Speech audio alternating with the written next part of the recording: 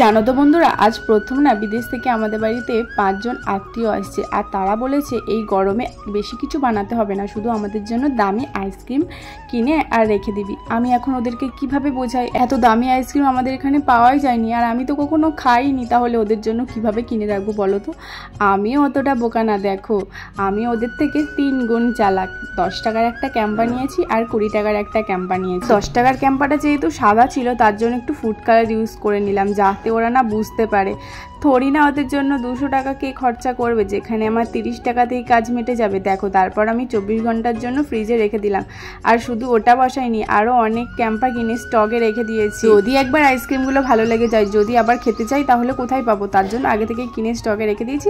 বারবার শুধু বানিয়ে ওদেরকে দেবো। দেখো, তারপর আইসক্রিমগুলোকে বার করে নিলাম। আর থরি না বুঝতে পারবো এগুলো ক্যাম্পার আইসক্রিম, খেয়ে ওরা যা নাম করলো না, কি বলবো। আর যাই হোক, ভিডিওটা তোমাদের কেমন লাগলো জানিও, ভালো লাগলে একটা লাইক কমেন্ট শেয়ার করে দিও। আর হ্যাঁ, আগের ভিডিওতে জয়দীপ বলে কমেন্ট করেছিলে। হ্যালো জয়দীপ, কেমন আছো? তোমাকে অনেক অনেক থ্যাংক ইউ। ভিডিওটা কেমন লাগলো সবাই জানো, লাইক কমেন্ট শেয়ার করবো।